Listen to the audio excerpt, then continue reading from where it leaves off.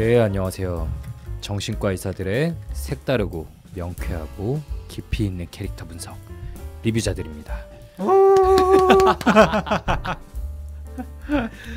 네, 저희 간단한 자기소개로 시작을 해보겠습니다. 네, 안녕하세요. 정신건강의학과 전문의 허규형입니다. 네, 안녕하세요. 저도 정신건강의학과 전문의 김지용입니다. 네, 오늘 방송도 저희 멤버 셋 중 둘이서 하게 됐습니다. 네, 그러게요. 네. 갑자기 동훈이 오늘 일정이 안 된다 그래가지고 네, 갑자기 안 된대.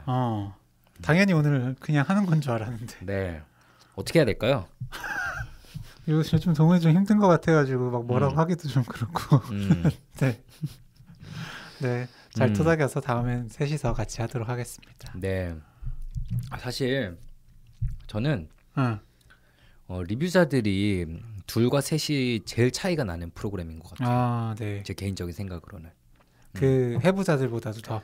그러니까 언택트나 해부자들은 또 오히려 심리서적이니까 뭔가 우리가 생각하는 게 비슷하게 나오는데 리뷰자들은 진짜 할 때마다 셋이 하면은 셋 다 다르구나. 더 풍성해지는 느낌인데. 그러기도 하고 영화가 드라마나 이런 거보다도 훨씬 좀 함축적으로 보여주잖아요. 맞아요. 그러다 보니까 그 생각할 여지가 많아서 그런지 확실히 그 셋이 할 때의 장점이 있는데 네, 좀 아쉽네요. 네, 다음에 저희가 억지로라도 좀 끌고 오도록 하겠습니다. 이 애플 팟캐스트의 대표 프로그램이라 할 수 있는 리뷰자들을 이렇게 무책임하게 빠지게 되다니, 네, 좀 혼내야 될 것 같습니다. 그래요. 네, 그 뒤에 이제 리뷰자들 댓글이 좀 달렸어요. 일단 업서배는 님께서요. 파수꾼 잘 들었습니다. 저도 예전에 보았었는데 초반에는 좀 지루해지다가 점점 몰입했었습니다. 끝나고 먹먹한 여운이 오래 남는 영화였습니다. 그쵸? 네. 등장인물들이 왜 이렇게 폭력적이고 서투른지 보면서 너무너무 답답해했는데 돌이켜보면 저 정도는 아니지만 어릴 때 꽤나 멍청한 짓을 많이 했던 저 자신이 떠오르더군요. 봤습니다. 리뷰를 통해 좀 더 많은 걸 이해하게 된 것 같아요. 감사합니다. 네, 감사합니다. 감사합니다. 다음 댓글 한번 읽어주시겠어요? 네, CYSZZYW 님께서 중독이에요 이건 이라면서 라섹 수술 후 눈을 사용하면 안 돼서 무얼 할까 생각하다 팟캐스트의 리뷰자들을 추천받아 처음 접하게 되었어요. 추천해 주시면 감사합니다. 그런데 선생님들 말하는 게 너무 재밌어서 눈이 회복된 후에도 계속 듣고 있네요. 유튜브도 구독했지만 유튜브보단 팟캐스트가 더 끌려요. 선생님들 가둬놓고 계속 녹음만 시키면 좋겠네요. 자주 올려주세요. 기다리고 있어요. 라고 해주셨습니다. 아유, 감사합니다. 네, 감사합니다. 추천해주신 분도 감사합니다. 네, 뭘 아시는 분이네요. 그러니까 팟캐스트가 저희의 찐이죠. 네. 유튜브 보시는 분들도 이걸 다 알아야 되는데. 네. 그리고 좀 말하는 게 재밌다 그러니까 좀 궁금하긴 하네요. 어떤 분이실지. 자신감이 좀 올라가나요? 그래도? 네, 괜찮아지네요. 네, 감사합니다. 너무너무 감사하고 네, 오늘 그렇게 시간이 저희가 또 오늘 동훈이 병원의 녹음실을 이용하지 못하고 스튜디오에 온 터라 시간 제한이 좀 빡빡해요. 그래서 조금 짧게 잡담은 끝내고 시작을 본격적으로 해봐야겠습니다.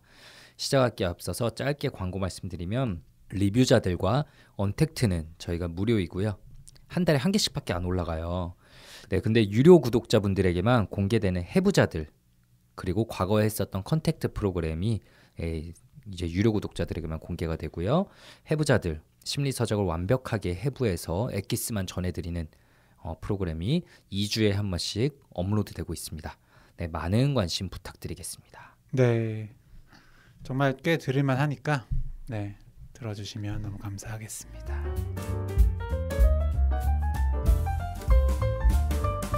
네, 오늘의 영화는 뭐죠? 네, 오늘의 영화는요 4등입니다.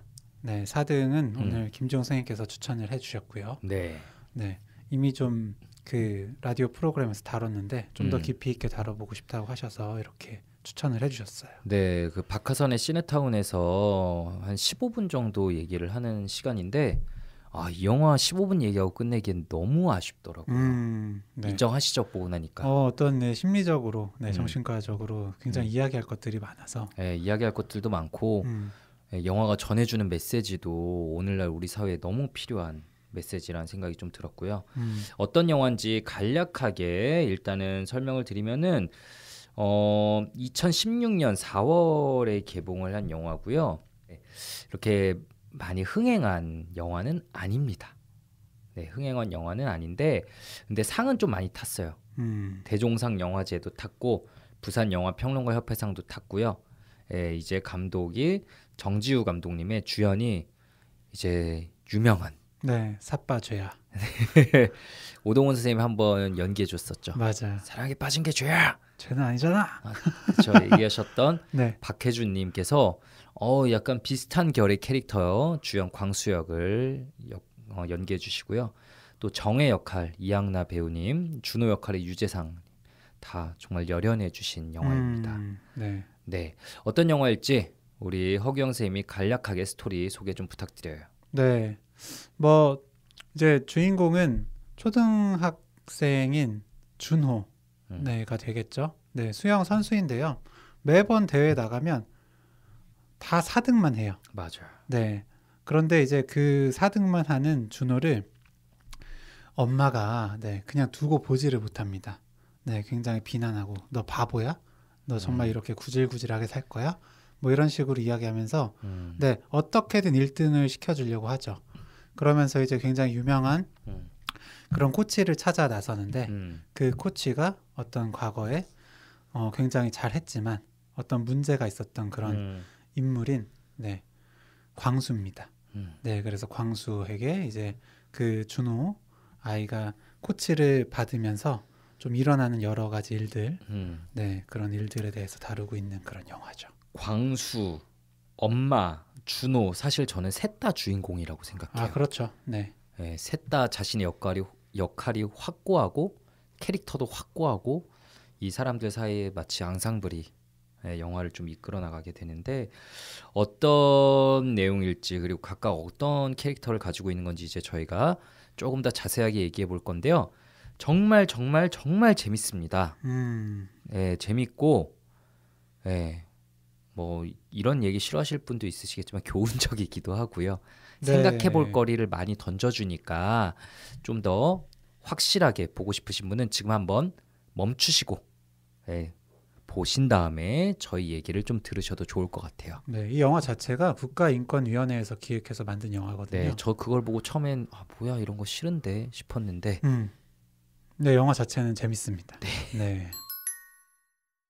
네, 일단은 우리 한번 광수에 대해서 얘기를 해볼까요? 네. 아까 얘기했죠. 규영이가 대충 얘기했는데 광수는 과거에 천재적인 수영 선수였어요. 연습을 안 해도 계속 기록을 세우고 그래서 국가대표의 가장 큰 유망주. 이대로 얘가 대회만 나가기만 하면 아시안게임에서 금메달은 거의 뭐 대회를 나가기만 하면 금메달 딴다라는 게 거의 사람들의 예상이었는데 국가대표 합숙소에 있다가 애가 탈주를 해서 동네 어른 자기 원래 살던 고향에서 동네 어른들과 함께 도박만 하고 그러다가 결국 잡혀 들어갔는데 거기서 너 이 태도는 뭐야 라면서 체벌이 시작되니까 에이씨 못해 먹겠다 이러면서 때려치고 나옵니다. 네, 그리고 한 몇 년이나 지났을까요? 예를 들어 16년 16년 후 네, 거의 반백수가 된 듯한 모습으로 나오는데 동네 수영장, 동네 문화센터 이런 데서 수영 코치를 하고 있는데 그리고 자신의 가정도 꾸려서 어린 아기도 있는데 뭔가 성실히는 일하지 않고 한편 그러면서 또 과거에 어릴 때 그 국가대표 들어갔을 때 입었을 법한 국가대표 추리닝은 아직까지 걸치고 다니는 이런 동네 건달 같은 캐릭터가 되어 있는 분입니다. 좀 어떻게 보셨어요? 이 광수 어떤 사람일지. 광수요? 네, 광수는 저는 굉장히 나르시시스트 혹은 어떤 반사회사 성격 그런 쪽으로 좀 봤습니다. 네, 어쨌든 그 광수가 선수일 때도 선수임에도 불구하고 담배도 하고 술도 막 소주 글라스로 마시고 맞아요. 도박도 하고 비행이라는 비행은 다 해요. 근데 그러다가 이제 결국에 잘 그 본인의 잘못으로 무단 이탈을 이제 열흘 이상 하니까 네 그거 뭐 그냥 가만히 보고 두겠어요. 그래서 이제 체벌을 당하는데 네 나온 뒤에 본인이 이제 잘못해서 책임을 져야 되는 부분에 대해서 전혀 책임을 지지 않고 네 본인 말이 맞다. 네 나의 어떤 입장, 네 나의 의견만을 그런 주장하고 네 다른 사람들은 이제 굉장히 공격하고 이런 패턴을 좀 반복하는 그런 인물이에요. 미성숙하고 무책임하죠. 근데 사실 고등학생 때는 국가대표라고 하지만 고등학생 때는 알잖아요. 우리가 아까 파수꾼 그 댓글 소개할 때도 그랬고 다들 상상할 수 없이 미성숙하잖아요. 우리도 그랬고 광수도 그랬을 거예요. 그걸 어른들이 잘 잡아줬어야 되는 거니까 마냥 광수 탓을 할 수 없는데 문제는 성인이 되어서도 이런 미성숙한 모습을 계속 반복하고 있다는 데 있죠. 남 탓하고 자기 충동 조절 잘 못하고 그래서 그런 부분들이 저도 약간 나르시스트나 반사회적 성향을 조금 띠고 있는데 동시에 공감 능력이나 다른 사람 입장에서 생각하는 능력이 아예 없냐 그건 또 아닌 것 같다는 생각이 좀 들 때가 있어요. 보면은 그런 부분들이 좀 들었고요.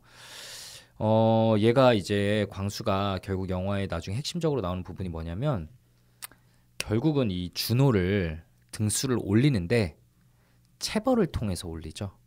엄청 무섭게 하고 체벌을 하고 그것 때문에 준호는 등수가 올라가는데 그거를 발견한 엄마 정혜는 엄청난 내적 갈등에 휩싸이지만 그래도 상을 탈 수만 있다면 그런 얘기를 하거든요. 막 나는 너가 맞는 것보다 정말 이렇게 상을 못 타는 게 더 두렵다라는 식으로 그런 식으로 얘기를 하거든요. 그런데 아빠가 발견해서 막 뒤집어 놓고 이런 상황들이 이제 벌어지게 되는데 이 광수가 자기도 체벌 때문에 그렇게 커리어가 결국 끊겼으면서 그게 자신에게 가장 힘든 순간이었으면서 결국 또 선생이 돼서 체벌을 하고 있는 이런 상황은 왜일까요? 어떤 심리일까요? 네가 맞을만 해서 맞았다라는 이야기를 해요. 맞아. 네, 이거는 이제 본인이 되게 상처받았던 그 이야기거든요. 사실 그 선수할 때 선수촌에서 나와가지고 그 같이 술 한번 먹었던 그 체육부 기자한테 연락을 해가지고 내가 이러이러한 체벌로 인해서 나왔는데 너무 억울하다 기사화 해달라라고 했는데 그 기자가 네가 맞을 짓을 했으니까 거기서 때렸겠지라는 이야기를 들었거든요. 네, 근데 결국에 이렇게 그 폭력이 집에서의 폭력이 이제 학교에서 좀 반복이 되는 것처럼 네, 대물림 되는 경우가 굉장히 많고요. 네, 어쨌든 그런 그 피해자 어떤 그 폭력의 피해자였던 경우에 네, 그런 이제 살아남기 위해서 똑같은 방법으로 그 폭력을 사용하는 경우가 굉장히 많이 있어요. 그리고 이 광수 같은 경우에는 본인이 집중을 안 하고 잘못했을 때 네, 때려주는 선생님이 없어서. 진짜다. 네, 네, 내가 겪어보니 그렇더라라고 사실 이게 맞는 방법이라고 스스로가 생각을 이미 하고 있거든요. 맞아요. 네, 그래서 이 체벌을 잘못한 생각이라고 하질 않습니다. 그러니까 왜냐하면은 잘못하는 거라고. 네. 광수는 이제 과거에 잘 나갈 때 다른 애들은 다 맞는데 혼자 안 맞았다고 해요. 왜냐하면 계속 1등 하니까 이제 혼자 특별 대우 받았던 거야. 그러다가 마지막 순간에 맞는 거를 견디지 못하고 확 나가버렸던 건데 결국 자기 삶이 완전히 무너졌던 게 그러니까 이거를 또 자기 반성을 하는 게 아니라 그 와중에 남 탓을 하는 거죠. 나를 안 잡아줘서 평소에도 나를 때려줬다면 내가 국가대표로 더 승승장구할 수 있었을 텐데 삶이 이렇게 망가지지 않았을 텐데 라면서 철저하게 남 탓하고 있는 사람이에요. 근데 어쨌든 그걸 믿어. 때려주는 게 참 선생이다. 그래서 열심히 가르치려는 게 좀 있는 것 같긴 해요. 근데 이 잘못된 믿음을 가지고 있는 거지. 이게 가끔은 우리가 이제 사이코패스나 소시오패스들, 그러니까 반사회적 인격장애 있는 사람들이 진짜로 믿어서 그렇게 하는 경우가 있잖아. 쟤도 이걸 원할 거야. 약간 그런 느낌이 그렇죠. 든다고나 네, 할까? 그런 정신화를 잘못하고 있는 거죠. 네. 참. 과거 그러니까 자신의 상황하고 이 준호의 상황을 지나치게 동일시하고 있어요. 예. 그래서 애정이 좀 있긴 있는데 자신의 결핍과 이제 후회를 반영하는 삐뚤린 애정으로 가면서 동시에 그거를 또 합리화하고 네, 이런 미성숙한 모습을 계속 보이고 있습니다. 네, 자존감이 너무 낮기 때문에 이거를 내 책임이다, 내가 잘못해서 그런 거다라고 받아들일 수가 없을 거예요. 네, 아니면 현재 지금 상태에서 좀 성공을 했더라면 또 이게 과거엔 내가 잘못했는데 지금 이렇게 성공했지 할 수도 있겠지만 지금 역시도 굉장히 좀 생각했을 때 좀 못한 인생을 살고 있을 거잖아요. 네, 그렇게 인식을 하고 있을 거잖아요. 그러다 보니까 더 계속해서 남 탓을 하고 있지 않나. 네, 그런 생각을 했고요. 저는 이게 참 그 때리면서도 그냥 뭐 하는 이야기가 좀 너무 아팠어요. 네, 그러니까 내가 집중하라고 했잖아. 네가 안 하니까 내가 때리는 거야. 네, 죽을 힘을 다해서 운동하면 내가 뭐라고 하겠냐. 네가 열심히 안 하니까 내가 몽둥이를 드는 거지. 내 말이 틀렸냐? 라면서 네가 잘못했고 내가 맞다. 이거 어떻게 보면 사실 전형적인 가스라이팅이잖아요. 맞아요. 네, 이런 식으로 때리고 그 뒤로 마사지하면서 어루만져주고 네, 이거 완전히 그 벗어날 수 없게 네, 만드는데 그런 방법이잖아요. 네. 네. 그런 점에서 저는 좀 굉장히 어떤 그래서 반사회성 성격이나 자기애성 성격을 좀 이야기를 했습니다. 맞아요. 그 반사회성 성격과 자기애성 성격이 묘하게 겹쳐 있는 어쨌든 사람이고, 근데 정말 국가대표로 이제 전 국민적인 기대를 받았던 그런 뭔가 정말 꼭대기에 섰던 사람이 바닥까지 추락할 때 그 결핍이란 거는 몇십 년이 지나가도 헤어나기 힘든 것 같아요. 분명히 현실성 있는 캐릭터라는 생각이 들었고, 근데 이 영화에서 어쨌든 우리가 가장 핵심적으로 주목해서 봐야 될 부분은 이 광수의 폭력에 대응하는 정혜와 준호의 태도라고 볼 수 있겠죠. 만약 저는 이제 허경 쌤께 질문 하나 드리고 싶은데, 이제 아이가 앞으로 뭔가를 해요. 전국 4등이야. 전국 4등. 전국 4등이야. 대박 유망주야. 근데 맨날 4등이야. 그러다가 선생님을 그래서 붙였는데 애가 아쉽게 2등을 했어요. 1등 하다가 마지막 순간에 너무 아쉽게 2등 했어요. 근데 이거 다음에 보면 아무리 봐도 1등 할 것 같아. 근데 보니까 선생님이 뒤에서 때리고 있었어. 어떻게 하실 겁니까? 때리고 있었다. 네. 근데 뭐 제가 사실 그 이전까지 어떤 스탠스였냐에 따라서 좀 다르겠지만 네. 아이한테 물어보겠죠. 어떻게 하고 싶은지를. 네. 그래서 일단 아이 뜻에 따라서 할 것 같은데 저는 체벌, 그것도 사실 또 체벌의 정도도 어느 정도냐에 따라서 좀 저는 다를 것 같긴 하거든요. 이 영화에 나온 정도로 멍이 시퍼렇게 여기저기 들어있더라. 네, 못하죠. 네. 사실 안 시킬 것 같고요. 그 정도라면. 그리고 4등에서 2등 할 수 있는 정도의 어쨌든 포텐셜이 있는 거잖아요. 네, 꼭 이 선생님만이 그렇게 만들어 줄 수 있다고 생각을 하지도 않고, 그리고 그렇게 해서 2등이나 1등을 했다고 칩시다. 그렇다고 해도 이 선생님의 방법으로는 길게 못 간다고 저는 보거든요. 네, 그렇기 때문에 바꾸죠. 저도 당연히 경찰 부릅니다. 경찰 부르든지 못 참고 때리든지 제가 둘 중 하나 나올 것 같은데, 저는 아이에게 물어보는 거는 사실 우리가 되게 조심해야 될 부분이라고 생각해요. 왜냐하면 아이가 이미 아까 말한 것처럼 가스라이팅에 당해 있을 수 있거든요. 그러니까. 네. 그리고 아이가 좀 합리적인 판단을 못 내릴 수도 있어요. 솔직히 무서워서, 선생님 무서워서 말을 못 할 수도 있고, 아니면 자기도 욕심 때문에 그런 판단을 못 내릴 수 있는데, 아니면 제가 무서워서 얘기 못 할 수도 있으니까요. 그쵸? 네. 네. 근데 무엇보다 중요한 거는 어쨌든 아이 자체잖아요. 그 무엇보다 중요한 건. 그래서 우리가 이거 너무 당연한 사실인데, 이 정혜는 어쨌든 이 엄마는 그거를 못 합니다. 네. 아이한테 이렇게 얘기해요. 남편한테 이렇게 얘기했던 걸로 기억합니다. 준호 맞는 것보다 4등 하는 게 더 무서워 라고 얘기를 하거든요. 어떤 마음일까요? 이 정혜는 왜 이 정도로 뭔가 집착하는 그런 성격이 돼버린 걸까요?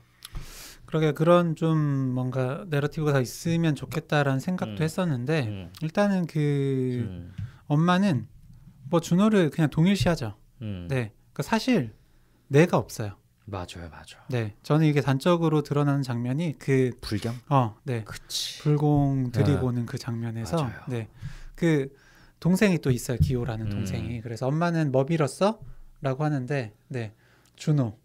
네, 그러니까 아들이 그 1등에서 뭐 금메달 따고 이런 거를 빌었다고 하고. 기호는 좋은 대학 가게 해주고 네. 아빠는 그냥 몸 건강하고 그래서 엄마는 하니까 엄마는 없어. 네, 그래요.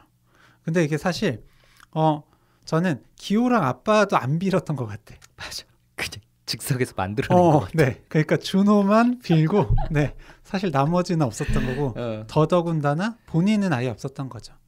네, 그러니까 그 아들의 성공을 이제 본인의 성공으로 네, 그리고 아들의 실패는 본인의 실패로 이 정도로 생각을 하다 보니까 네, 이 정도로 몰아붙이지 않나. 네, 그리고 꼭 성공을 해야 된다 이런 생각이 있고요. 그러니까 어떻게 보면은 그 광수, 그러니까 코치 같은 경우에는 좀 더 외연적인 그런 자기애성 성격 같다면 이 정혜 엄마 같은 경우에는 약간 좀 내연적인 자기애. 네, 그래서 이런 자기애를 본인이 성공하는 것보단 다른 사람을 통해서 그런 인정을 얻고자 하는 네, 그런 성격적인 부분이 좀 보였습니다. 네, 사실 이제 자신의 결핍을 아이에게 투영하고 동일시해서 어느 정도는 괜찮은데 그게 이제 자기 자신을 잡아먹게 되는 경우들을 우리 많이 만나죠. 그러니까 말 그대로 엄마는 없어. 내 셀프는 없으니까 엄마로서의 정체성, 나의 페르소나. 근데 그게 아이에게 그대로 투영돼서 완전 너무 무서운 엄마가 돼버리죠. 나중에 이제 준호가 다양한 장면에서 이 무서움이 나옵니다. 사실 처음에 준호가 막 자기 나중에 뭐 하고 싶은지에 대해서 막 영어 선생님한테 얘기를 하는데 자기는 수영 선수가 되고 싶다 얘기해요. 이건 너무 자연스러워. 근데 저는 그 뒤에는 은퇴돼서 IOC 위원이 될 거예요 얘기를 하는데 초등학생이 은퇴 뒤의 삶을 얘기한다는 게 말이 되냐고요. 이거는 그냥 엄마의 소망이 그대로 투영된 거겠죠. 너 이거 해야 돼, 이거 해야 돼. 네, 하니까 마치 본인의 꿈처럼. 네, 그렇죠. 그래서 나중에 결국 아이가 나는 이제 수영 그만두겠다. 너무 힘들어서 맞으면서 하는 게 그만두겠다라고 했더니 네가 무슨 권리로 수영 그만둬? 거기 진짜 소름이었어요. 네, 네. 너 나만큼 열심히 하지도 않았는데 무슨 권리로 그만두냐고. 네, 내가 너보다 더 열심히 했는데. 와, 진짜. 그러면서 정말 이 엄마도 아이에게 마치 가스라이팅을 시도하는 듯한 모습을 보여요. 밥도 안 먹고 집에서 그냥 끙끙 앓으면서 누워있고 그런 모습들이 결국은 자기가 원하는 방향으로 아이를 조종하기 위해서 나오는 모습이잖아요. 네, 그리고 굉장히 그 스플리팅합니다. 분리해서 네, 그 동생만 예뻐하고 맞아. 준비물 살 돈 달라니까 동생만 주고 관심도 안 보이던 동생을 갑자기 네, 갑자기 영어 과외도 원래는 형만 시켜줬었는데 동생 시켜주고 네, 이런 식으로 계속해서 그 관심을 주죠. 네, 그러니까 이 엄마도 너무 미성숙해요. 네. 너무 미성숙한데 근데 이 엄마는 여기 자세히 나오진 않았지만 어쨌든 이렇게까지 자기가 없고 아이에게 과도하게 투영하는 진료실에서 가끔 듣잖아요. 이런 엄마들은 혹은 이런 아빠들은 보면 과거 결핍이 역시 있는 경우가 또 많습니다. 그 결핍으로부터 비롯된 아까 규영이가 말한 내연적 자기애. 나는 사실 대단한 사람일 거야. 나는 사실 대단한 능력이 분명히 있어. 근데 그런 조건이 안 갖춰졌던 것뿐이야. 그래야만 돼. 라는 강렬한 소망을 아이에게 확 투입하는 거죠. 나의 결핍을 가리기 위한 그걸 보상할 수 있는 과도한 소망을 아이에게 투영하고 아이를 거의 내 분신처럼 이제 활용하고 삶을 끝까지 끌고 가게 되는 거죠. 네, 맞습니다. 게다가 어쨌든 이 엄마는 아이를 케어하고 하는 일 전업 주부고요. 남편은 꽤 기자로 계속 승승장구해서 꽤 큰 신문사에서 꽤 높은 위치에 올라간 것 같거든요. 그러다 보니까 더 물론 부부간의 관계지만 네, 약간 열등감이 자리 잡을 수 있고 네, 그거를 더 보상하기 위해서 아이한테 매달렸을 수도 있을 것 같아요. 맞아요. 이거는 또 가끔 진료실에서 느끼게 되는 건데 진짜 부부간의 사이에서도 열등감이라는 거는 분명히 꽤나 자주 작용합니다. 네. 저 같은 경우에도요. 예전에 만났을 때 그런 열등감들이 있었어요. 혹시 돈을 많이 벌어 오실 때? 아니 그러니까 지금 와이프랑 말고 네, 예전에 학교 다닐 때나 그러니까 연애했을 때 그리고 저는 이제 CC를 두 차례 한 셈이잖아요. 네, 그러다 보니까 한 번은 이제 학교 성적, 그리고 두 번째 때 전공의 때도 이제 그 전공의 때 만났던 그 친구가 좀 똑똑하고 그래서 교수님들이 이제 제 앞에서 그 친구의 칭찬을 할 때면 뭔가 되게 좋기도 하면서 나는 되게 인정받지 못하는데 네, 저 친구만 저렇게 인정을 받는구나 이런 생각에 좀 열등감이 들기도 했었거든요. 네. 급작스런 자기 고백에 굉장히 놀라웠습니다. 네, 뭐 이 정도 이야기할 수 있죠. 네, 동훈이가 없었던 게 좀 다행이라고 생각이 들고요. 아마 나중에 술자리에서 두고두고 까이겠죠. 어차피 동훈이 이거 안 들으니까. 맞아요. 네, 하여튼 그래서 이런 경우에 뭐 열등감 들 수도 있으니까. 참 그래서 보면은 헬리콥터 맘이라고 하죠. 네, 정말 그 헬리콥터 맘에 의해서 휘둘리는 고통받는 사람들의 모습을 너무 적나라하게 보여주고 있고 그 심리 묘사를 진짜 잘해놓은 것 같더라고요. 그리고 그 원인이 벌어지는 핵심 엄마는 없어 라는 부분을 너무도 감독님이 잘 짚어낸 거 아닌가라는 생각이 들었고 네. 제가 오늘 지방에 강연을 다녀왔는데 이제 한 30대의 아이 엄마분들이 여럿 있었습니다. 근데 현장에서 사연을 종이에 받아가지고 짧게 상담해드린 시간이 있었는데 진짜 여러 명이 제가 없어요, 내가 없어요 라는 말을 적어주신 거예요. 아이를 키우다 보니까 내가 없어요, 너무 힘들어요 라는 말이 반복적으로 나와서 너무 놀랐습니다. 그래서 진짜 어떤 수를 써서라도 나를 위한 시간을 꼭 가져야 된다.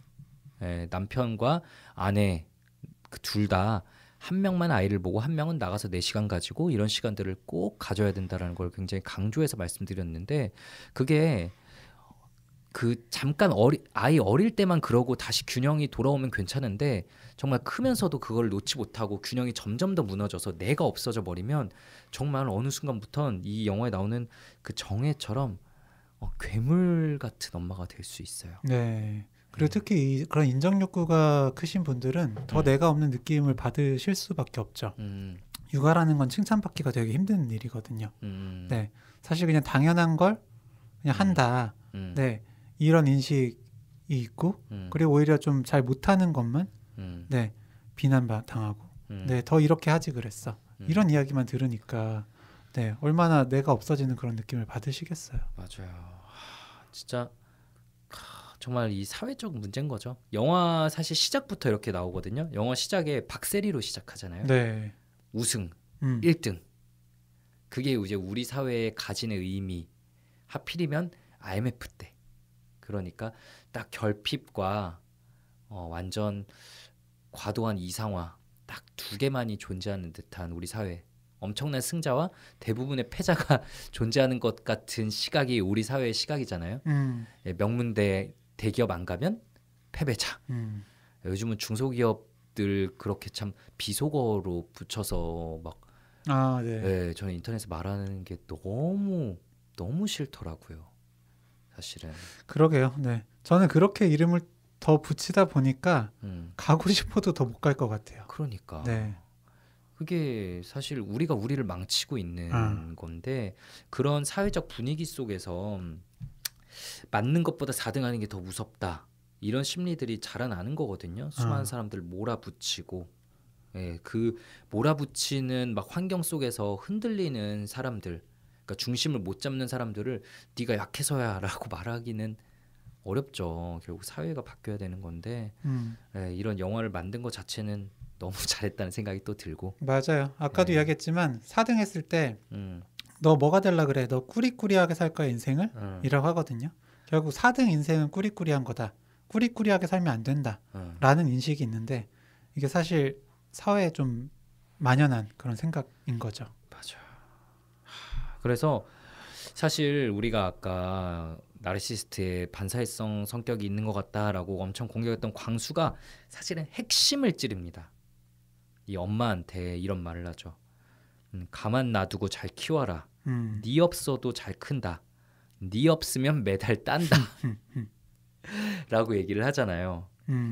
네, 어떻게 알아본 걸까? 근데 이거를- 사실 그 처음부터 그 얘기 하잖아요. 네, 절대로 수영장 찾아오면 안 된다. 근데 이게 수영장 찾아오면 안 된다는 게 본인의 일탈을 마음껏 하기 위해서이기도 하지만, 맞아요. 네, 근데 그 어머니의 그런 굉장히 컨트롤하려는 네, 그런 모습을 대화하면서 이미 느꼈기 때문에 네, 이렇게 이야기한 것도 같아요. 맞아요. 네 없으면 딴다. 참 가장 핵심을 찌르긴 했어요. 그러니까 뭐라 그럴까? 결국 아이가 왜 계속 4등하는가의 핵심을 그 아이에게서가 아니라 엄마에게서 찾았던 거죠. 왜 계속 4등하는지에 대해서 우리가 마지막에 좀 더 한번 썰을 풀어볼 수 있을 것 같은데, 그럼 이제 준호의 심리에 대해서 한번 얘기를 해볼까요? 네, 준호. 네, 저는 준호가 굉장히 그 어떤 힘이 있는 친구다. 딱 이 말 하려고 그랬어요. 네, 네. 초등학생이긴 하지만 대단한 친구다. 네, 그러니까 계속해서 이렇게 거의 뭐 말도 안 되는 비난에 시달리면서도 네, 본인 할 걸 막 해요. 대단해. 그렇게 혼났는데도 바로 막 엄마 나 아이스크림 사 먹게 돈 좀 달라고. 네, 막 그러고 그리고 막 나도 나름대로 열심히 하고 있다고. 이런 이야기도 하고요. 엄마한테 할 말을 합니다. 이렇게 강력한 엄마한테. 네. 그러니까 네, 놀랍죠. 음. 그리고 그 굉장히 또 힘이 보이는 게 그 광수가 처음에 이제 코치를 맡고 나서 PC방에서 계속 놀려요. 맞아요. 너 어차피 뭐 하기 싫은데 엄마 강제로 시키는 거 아니야? 그냥 놀아? 라는 마인드로 놀리게 하니까 네. 여기서 대들죠. 그러니까. 그러면서 막 나 하고 싶다고. 언제 시켜줄 거냐고. 나 수영하는 거 일단 한번 봐요. 맞아. 네. 그러면서 이제 화를 내고 네. 그래서 결국 도발을 한 뒤에 네, 본인을 코칭시키게 만들죠. 그쵸. 네. 굉장히 그런 부분에 있어서도 다 힘이 있다. 정말로 엄청난 힘이 있죠. 엄청난 힘이 있고, 그런데 역시 아이는 아이죠. 아이는 역시 이렇게 성인에게 어느 정도 정신적으로 휘둘릴 수밖에 없는 거죠. 맞기 시작하니까 동생을 때리는 장면이 나옵니다. 나중에. 네. 그러면서 맞은 이유에 대해서 동생을 탓하고. 네. 네가 맞을 짓 해서 맞은 거야. 그쵸. 네. 그리고 자기 맞은 이유에 대해서도 내가 정신을 안 차리고 하니까 그런 거야. 라고 가스라이팅에 금방 넘어간 듯한. 그러니까 이렇게 힘 있는 아이도 금방 넘어가 버리는 거예요. 동시에 또. 얘가 좀 너무 안타까운 게 그 힘들었을 때 본인을 지지해줄 그런 사람이 너무 없다. 네. 결국에 이제 그 아이가 너무 힘들어져가지고 계속 체벌을 받다가 네, 이거 수영을 그만두게 돼요. 네. 근데 어쨌든 아버지가 너 정말 이제 그만둬도 된다. 그만하고 싶냐라고 해서 그만두게 됐는데 아버지는 상대적으로 좀 바쁘고요. 네. 엄마는 이제 본인을 철저히 무시하고 네, 사실 동생이랑 엄마가 좀 커플링되는 그런 느낌이 있잖아요. 네. 게다가 코치는 이제 뭐 더 이상 찾아갈 수도 없고 그런 상황이다 보니까 학교든 집이든 좀 의지할 그런 대상이 없어서 더 좀 급격하게 꺾였던 것 같아요. 맞아요. 근데 거듭 말씀드리지만 정말로 힘이 있는 아이예요. 그러니까 수영을 결국 한 게 엄마의 바람도 있지만 결국은 자기가 진짜 하고 싶어서 한 거고 나중에 이제 코치한테 얘기를 하죠. 코치가 네 진짜 1등 하고 싶은 적 있나? 이러니까 수영이 하고 싶어요. 1등을 해야겠어요. 이젠 진짜 1등 하고 싶어요. 이런 네. 식으로 얘기를 하잖아요. 그러니까 1등 하고 싶었던 적이 없었대요. 그 전까지는. 네. 근데 참 저는 또 그 전에 엄마한테 수영 이야기할 때가 네, 엄마 난 수영에 소질이 있어. 맞아. 그리고 무엇보다 좋아해. 라고 하거든요. 저는 이렇게 메타인지가 잘 되는 친구가 있나. 네. 내가 잘하고 좋아하는 게 뭔지를 알잖아요. 네. 굉장한 능력이다. 네. 그런 것도 좀 보였고. 그래서 이렇게 대단하고 소질도 있고 잘하는 아이가 그럼 그전에는 1등을 진짜로 하고 싶지 않았던 이유. 그러니까 사실 메달을 정말 꿈꿔요. 자기 침실 벽에다가 이제 막 메달을 그려놓고 빈 공간을 만들어놓고 그려놓고 2등 받고 왔을 때 정말 좋아하고 막 그 정말 뭐라 그럴까 온전한 기쁨이란 걸 막 보여주잖아요. 네, 그런 아이가 계속 왜 4등만 했을까? 그거에 대해서 한번 허경 쌤 좀 어떤 생각이 들었어요? 일단 첫 번째로는 네, 내가 잘하고 좋아하는 거를 아는 거는 맞는데 네, 내가 정말로 열심히 해서 1등을 못하면 어떡하지? 네, 이런 혹은 뭐 불안이나 공포가 있는 것은 아닐까. 네, 그러다 보니까 나는 포텐은 있지만 그냥 즐겁게 수영하는 거야. 이건 즐기는 거야. 나한테는 이건 취미야. 라고 생각하면서 약간 1등을 하지 않는 네, 스스로를 좀 합리화하는 거죠. 근데 이제 어릴 때 저는 수영 선수가 될 거고 은퇴 뒤 IOC 위원이 될 거예요 정도로 말할 거면 사실 국가대표를 하고 정말 잘 나가겠다라는 목표가 있는 거잖아요. 그렇죠. 근데 왜 거기에서 계속해서 부모가 그거를 해내야 된다고 이야기를 하니까 네, 해내지 못했을 때가 너무 두렵잖아요. 네, 자, 저는 모든 시합에 4등을 하는 건 굉장히 어려운 일이라고 생각합니다. 맞아요. 네, 3등, 5등, 6등, 7등 뭐 이것저것 반복을 할 수 있는데 하필이면 4등. 네, 4등을 계속해서 했다는 건 사실 4등을 일부러 했던 걸 수도 있는 거죠. 맞아요. 저도 그 생각을 했어요. 네. 이게 사실 그게 말이 돼?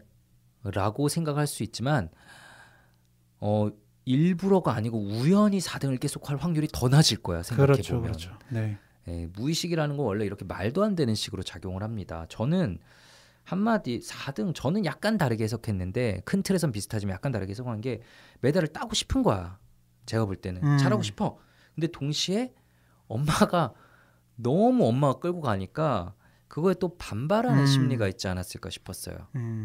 내가 하고 싶어서 하는 게 아니라 엄마가 끌고 가는 것 같은 거는 싫은 거지. 또 나는 잘하긴 잘하는데 엄마 원하는 대로는 싫어라는 무의식이 원래 그렇게 약간 유치하고 어린애 같잖아요. 그럴 수 있죠. 그런 무의식이 딱 4등 절묘한 포지션에 계속 머무르게 한 게 아닌가라는 생각이 들었고. 네, 그래요. 그리고 일부러 엄마를 화나게 만들었을 수도 있다. 맞아.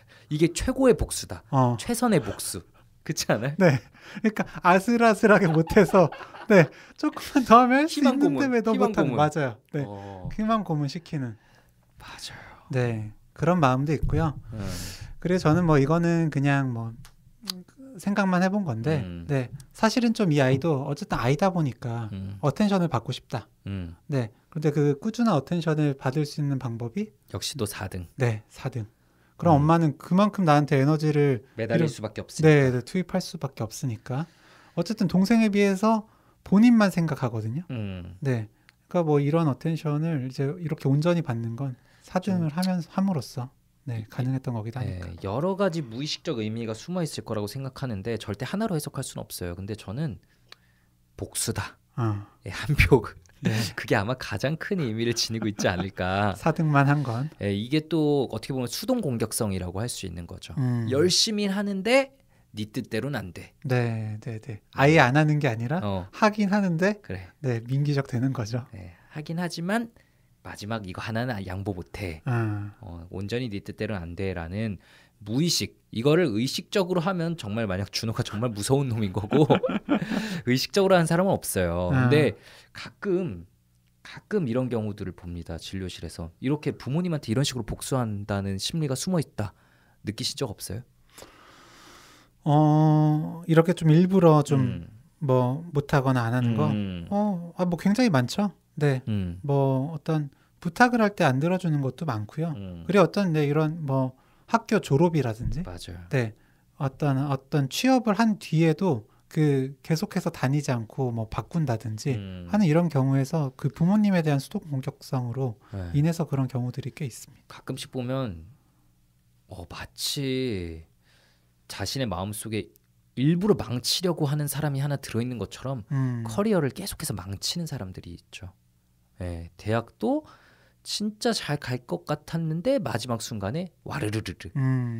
취업도 아까 말한 것처럼 해놓고서는 바로. 맞아요. 네. 그러니까 부모님이 가장 화나게 할 선택만 계속 골라서 하는데 본인도 엄청 힘들어해요. 나는 왜 이럴까?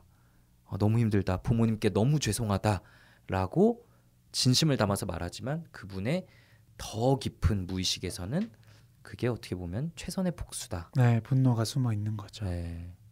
근데 이게 처음에 네 마음은 이럴 겁니다라고 해석하면은 절대 못 받아들이고요. 부모님에 대한 그런 솔직한 감정을 충분히 끌어올리게 오랜 시간에 걸쳐서 하고 나면 스스로 이거를 깨닫게 되는 아주 소수의 경우들이 좀 있는 것 같습니다. 네, 받아들일 수가 없죠. 부모에 대해서 그런 분노를 가지고 있다는 건 그만큼 죄책감이 큰 경우가 많고, 네, 부모를 비난하는 게 되기 때문에, 네, 그런 어떤 죄책감이 더 커지는 방향이잖아요. 네. 네, 받아들이시기가 초반에는 너무 어렵습니다. 그렇죠. 그래서 이 참 준호는 마음이 정말 힘들었을 텐데 어쨌든 마지막에 수영이 하고 싶어요. 1등 해야겠어요. 이제 진짜 1등 하고 싶어요. 라는 말도 하고 마지막에는 혼자서 이제 연습을 합니다. 예. 코치도 그냥 버리고 부모님한테는 그냥 나 수영하겠다. 네, 대회 신청도 본인이 스스로 하죠. 그렇죠. 네. 그냥 정말로 본인 뜻으로 해서 대회 나갔는데 1등을 해요. 네. 어떻게 보면은 이거 너무 해피엔딩 좀 자기적인 해피엔딩인 거 아닌가라는 생각이 들면서 또 복잡해지는 순간이었는데 좀 어떤 생각이 들었어요? 1등하는 장면 보면서?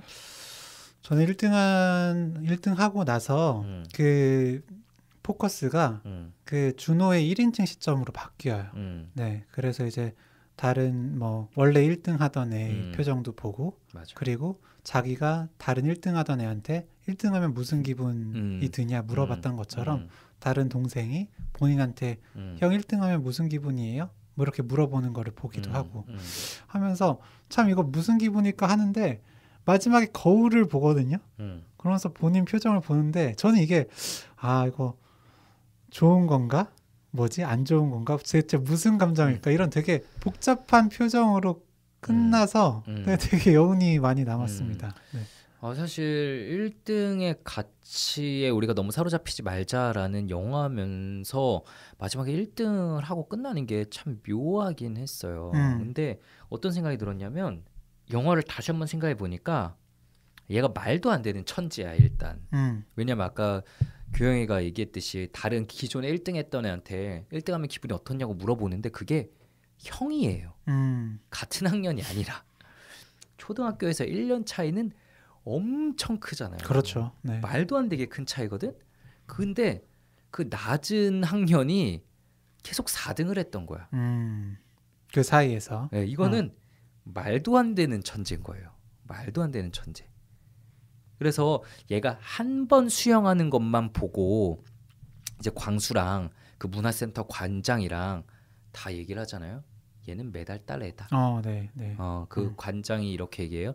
얘는 좀 늦게 가더라도 결국에는 매달 딸 애다라고 얘기를 해요. 그러니까 한마디로 얘한테는 미친 재능이 있었던 거고 그냥 기다려주기만 했으면 됐을 일인데 이거를 그 관장도 알고 이 광수도 알고 제 생각에는 아마 수영을 보러 오는 다른 학부모들도 알았을 거야. 와, 쟤는 아래 학년 애가 저렇게 해? 그럴 수도 있네. 그런 네. 상황인데 부모만 몰랐던 거지. 자기도 알아요. 자기도 아까 말했잖아요. 나는 수영을 잘해요. 소질이 있어요. 모두가 알았는데 가장 가까운 사람이라고 부르는 부모만 몰랐던 거예요. 그래서 광수가 막상 이제 엄마 아빠에게 맹비난을 하잖아요. 아빠한테도 맹비난하잖아. 애를 언제까지 이렇게 끼고만 살 거냐. 참 이 아이러니컬한 장면을 보여주기 위해서 마지막에 일부러 1등을 시킨 게 아닌가. 부모에게 약간 더 경종을 울리기 위해서 너는 과연 네 자식을 객관적으로 보고 있는 건가? 남들의 시각만큼 이라는 그런 좀 메시지를 좀 전달해 주는 게 아닌가라는 생각이 들더라고요. 그래요. 결국엔 좀 내버려둬라 라는 이런 메시지. 내버려둬라. 그리고 남들의 시각으로 볼 때는 어떻게 보일 건가? 아이들을 좀 더 믿어라. 그러니까 이 아빠는 사실 되게 좋은 아빠의 역할처럼 나오지만 아이에 대해서 잘 알지도 못하고 아이를 믿어주지도 못했던 거예요. 그래요. 본인이 어쨌든 그런 체육부 기자였는데도 불구하고. 그렇지. 그러니까 그럼 이런 현상들은 왜 생기냐? 부모 가장 가까이 있는 사람들이니까 제일 잘 알아야 될 텐데 오히려 나의 환상 혹은 나의 편견을 아이에게 투영해서 보니까 그렇게 되는 거죠. 아까 말한 것처럼 엄마는 그 높은 기대치에 대한 소망을 아이에게 투영해서 보니까 잘 가고 있는데도 너무 부족한 거고 아빠는 체육부 기자로 일하면서 온갖 실패하는 유망주들을 많이 봤기 때문에 아이가 그런 길을 가게 될 가능성이 있을 거라고 지레짐작하고 얘도 안 되겠지. 잘하지만 잘할 때는 또 들뜨지만 또 못할 때는 아유 그냥 뭐 좀 금방 그만둬도 되지 않을까라는 식으로 아이의 오히려 성장할 수 있는 기회를 놓쳐버리는 둘 다 뭔가 균형 잡힌 시각을 가지지 못했던 거죠. 그래요. 네. 근데 저는 좀 뭐랄까 조금 아쉬웠던 점이라고 한다면 정말로 그냥 수영이 좋아서 했을 때 1등을 했었으면 더 좋았을 것 같아요. 근데 1등을 하게 되는 시점이 1등을 하지 않으면 나는 수영을 못하니까 네, 그렇게 돼서야 1등을 한 거잖아요. 네, 그러니까 어떤 그런 뭐 동기부여적인 어떤 측면에서 네, 그러니까 내가 이제 정말로 하고 싶고 이런 내재 동기라든지 아니면 뭔가를 달성하기 위해서 네, 하는 그런 접근 동기에서 비롯된 게 아니라 네, 이걸 안 하면 안 되는 네, 그럼 회피 동기에 따라서 했을 때 1등을 했다. 네, 이게 좀 어쨌든 감독님이 어떤 메시지를 주려는지에 따라 좀 다르긴 하겠지만 조금 아쉬웠던 것 같습니다. 네. 아유 근데 모르겠어요. 그 사실 알잖아요. 그 이제 우리가 운동에 좀 좋아하고 또 나름 열심히 하는 사람들이니까 알잖아. 이게 진짜 막 정말 잘 나간 사람들은 막 좋아서 하는 사람을 이길 수 없다라고 얘기하지만 결국은 엄청난 재능과 피나는 노력과 맞아요. 좋아하는 거 세 개 결합체라는 거 알잖아요. 맞아요. 네. 네. 서장훈 씨 그 뭐 인터뷰에서도 네, 진짜 나 죽을 만큼 네, 너무 괴로울 만큼 열심히 했다. 네, 이런 얘기 하잖아요. 맞아요. 그게 저는 사실 현실이라고 얘기해요. 그냥 좋아서 하는 사람을 이길 수 없다라고 얘기하는 건 어떻게 보면은 참 좋은 말이지만 듣기엔 좋은 말이지만 많은 사람들에게 헛된 희망을 심어주는 얘기일 수도 있거든요. 세상은 잔인하니까. 어떻게 보면 얘처럼 이렇게 또 뭔가 이거 아니면 죽는다의 마인드로 가야지 성과를 낼 수 있는 게 현실이라는 그런 좀 냉혹한 현실의 단면을 보여주는 것 같기도 하고요. 하여튼 뭐 이런 점에서 되게 여러 가지 생각을 하게 해줬었고요. 그리고 저는 그 한 가지 더 이야기하고 싶었던 게 이제 광수가 계속 본인이 그 체벌을 안 당해서 내가 이렇게 됐다. 네, 그래서 너는 이렇게 잡아줄 사람이 필요하고 그래서 맞아야지만 된다. 이런 이야기를 하잖아요. 이 이야기를 보면서 네, 되게 어쨌든 틀린 얘기인데 네, 또 굉장히 어쨌든 보면 좀 혹하게 될 그런 이야기인 것 같기도 해서요. 네, 저는 어쨌든 그 훈육을 할 때, 네, 양육을 할 때 있어서 책임을 지도록 해주는 건 굉장히 필요하지만, 네, 그게 체벌일 필요는 없다. 네, 체벌이어서는 안 된다. 네, 그런 이야기를 하고 싶습니다. 좀 엄하게 할 수는 있어요. 엄하게 할 수는 있는데 체벌은 참 아니죠. 네, 그러니까 도박을 했을 때 그 도박에 대한 책임을 졌어야 되고요. 네, 이 광수만 봐주거든요. 니는 올라가라 이러면서 그리고 그 술을 마시는 것도 다 용인해주고. 맞아. 네, 그렇기 때문에 이런 것들이 다 용인됐기 때문에 결국에 본인이 무단 이탈을 그렇게 길게 함에도 불구하고 그 체벌을 받아들일 수가 더 없었던 거죠. 그러니까 이게 과연 뭐라 그럴까?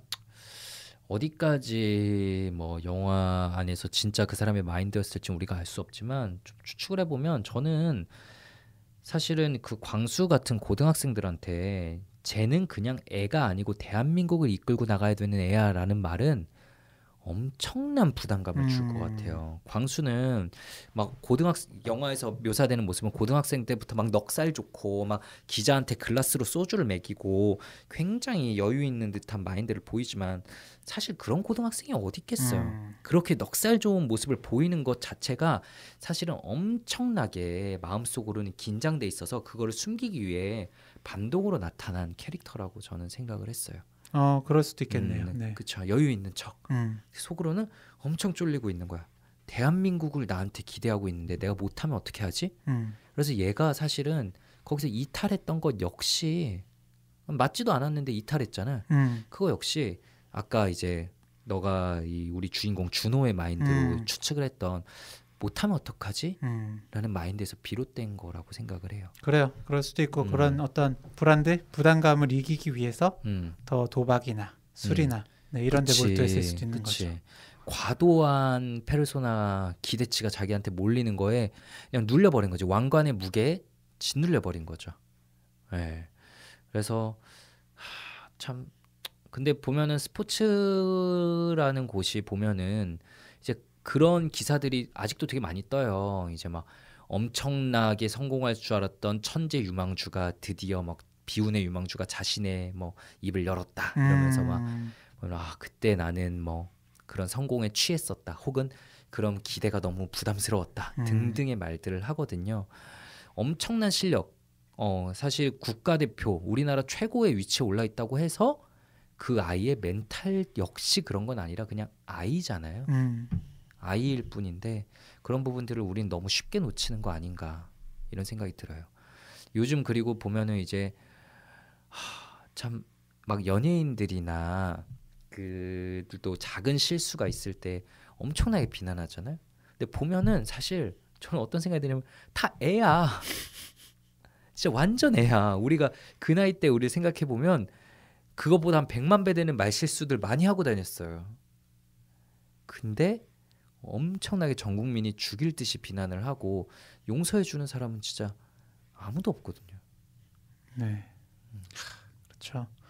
이게 정말로 더 너무 어떤 그런 SNS 이런 거에 더 발달을 하다 보니까 그런 걸로 인해서 잘한 거든 잘못한 거든 주목받기가 너무 쉬워지고 그러다 보니까 그런 데서 오는 프레셔, 압박감들 이런 게 좀 어마어마할 것 같습니다.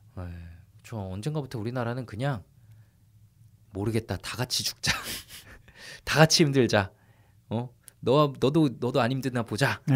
이렇게 뭔가 무슨 게임이라고 하지? 이렇게 다 죽이는 걸 서로. 글쎄, 뭐 치킨 게임이라고 해야 될까? 스트레스 치킨 게임을 벌이고 있는 듯한 느낌이에요. 이게 다 같이 잘 되자보다는 쟤 끌어내려서 다 같이 못 살자 이런 마음이 더 큰 것 같아. 어차피 해도 좀 안 될 것 같으니까. 그러니까. 근데 저는 그때 그 지용이 형이 본 환자분 이야기했던 게 되게 인상 깊었었거든요. 어떤 얘기죠? 그때 그 뭐 이렇게 또 부모님이 어떻게 하라고 했을 때 그거는 내 필요가 아니라 맞아요. 엄마의 필요가 아니냐라고 한 그 부분이요. 멋있게 얘기했었죠. 네, 그러니까 이렇게 너 이렇게 해야 돼라는 이야기를 들을 때 결국에 그거를 꼭 해내야만 할 것 같은. 그래서 그 사람을 실망시키면 안 된다. 그 실망시키는 건 어떤 나의 책임이다라고 생각하시면서 결국 괴롭거든요. 근데 그거는 그 사람이기 때문에 하는 기대고, 그 사람이 실망을 하더라도 사실은 그 사람이 책임져야 하는 부분이거든요. 그렇죠. 우리가 얘기한 실존세. 그러니까 내가 책임을 져야 되는 게 아니기 때문에, 저 사람은 저렇게 생각을 하는 거고, 어쨌든 뭐 내가 잘해서 부모님이 뭐 기뻐하면 좋긴 하지만, 나의 의무는 아니다. 그렇게 좀 생각을 하면서 살 필요가 있겠죠. 그러니까 저희가 요즘 자주 드리는 말씀들이 또 반복돼서 나올 수밖에 없을 텐데, 그러니까 완벽한 선택지라는 건 사실 세상에 잘 없어요. 부모님이랑 관계도 화기애애하고 선생님이랑 관계도 화기애애하고 나도 잘하고 모두가 막 와 We are the champion, we are the world 이런 시나리오는 사실 현실적으로 잘 불가능합니다. 그래서 완벽한 선택지가 아니라 최선의 선택지, 그 상황에서 그나마 뭔가를 이제 버리고 뭔가를 선택하게 해야 되는데 거기서 챙겨야 되는 거는 나 자신이고요. 버려야 되는 건 다른 사람의 니드인 거죠. 맞습니다. 여기선 준호가 4등을 하잖아요. 4등을 했는데 다른 집에서는 4등을 했다고 이렇게 비난을 받을까요? 그러니까 뭐 4등 하면은 사실 근데 몰라. 연속으로 4등 하면 좀 멘붕 올 것 같기도 해요. 그러니까 혼날 수는 있죠. 근데 이 정도로 비난받진 않을 수도 그치. 있고요. 사실 뭐 아예 혼나지 않을 수도 아예 관심이 없을 수도 있고 네, 혹은 뭐 잘했다고 칭찬을 받는 집도 있을 겁니다. 네, 그런 만큼 그거에 대한 책임은 오롯이 나의 것은 아닌 거죠. 맞아요. 그러니까 저희가 이걸 계속 최근 언젠가부터 이제 세금이라는 표현, 실존세라는 개념으로 많이 얘기하고 있어요. 근데 이제 진료실에서 이런 얘기를 하면은 무슨 말인지 알겠다. 근데 세금이 너무 비싸다. 네. 세금이 너무 크다라고 얘기를 하시는 경우들이 있거든요. 그래서 그때 제가 어떤 말씀을 드리냐면은 세금을 제일 많이 내는 사람은 결국 제일 많이 버는 사람이다 라고 말씀을 드려요. 우리가 그만큼 크게 세금을 치러야 될 때는 반대로 그만큼 내가 얻을 거 역시 크다는 거를 꼭 생각하셔야 돼요. 예. 그러니까 만약 여기서 준호가 그래도 혹은 준호가 저희가 진료실에서 만나는 아직까지 부모님에게 통제받는 분들이 부모님과의 관계에 너무 큰 상처 줄 것 같은데 엄마도 이거에 인생을 걸었는데 엄마를 어떻게 그렇게 크게 상처 줄 수 있겠어라는 마음에 세금을 못 치르고 그대로 가면 그만큼 큰 걸 잃게 되는 겁니다. 세금 이상의 것들을. 네, 연체되겠네요. 네, 세금이 크겠어요? 수익이 크겠어요? 결국은 수익이 크거든요. 네, 치러야 될 건 치러야 되는 거죠. 네, 그리고 상상 속에 더 세금을 많이 물리기도 하죠. 네. 맞아요. 이럴 거야. 엄마는 완전히 무너질 거야. 근데 오히려 엄마도 자유로워지고 자신의 삶을 찾게 되는 경우들도 꽤나 자주 만나게 됩니다. 맞습니다. 네, 오늘 저희 둘이서 영화 4등, 네, 1등만을 강요하고 나머지는 다 실패자로 몰아붙이는 우리 사회의 좀 안타까운 현실을 담은 4등 영화에 대해서 한번 리뷰를 해봤습니다. 어떠셨는지? 네, 저 생각하지 못했던 부분 역시나 오늘도 지용이 형을 통해서 들어봐서 너무 좋았고요. 네, 동훈이 같이 했으면 더 좋았겠다. 맞아, 우리 또 생각 못했던 부분이 또 나왔을 텐데. 그러니까. 네. 그래도 즐거운 시간이었습니다. 네, 정말 괜찮은 영화라고 생각을 합니다. 내가 마음속에 심한 압박감을 받고 있다면, 근데 그 압박감이 부모님에게서 좀 비롯되는 측면이 섞여 있다면, 내가 계속 실패자 같다면 한번 2시간 정도 들여서 영화를 보고 저희 방송을 들어보시는 게 앞으로 정신건강을 챙기시는데 크게 도움될 거라고 생각을 합니다. 네, 저희 리뷰자들 갈수록 많은 분들께서 들어주시고 계셔서 너무너무 감사하고요. 저희는 다음에 더 재미있는 영화, 더 깊이 있는 분석 가지고 찾아뵙도록 하겠습니다. 감사합니다. 감사합니다.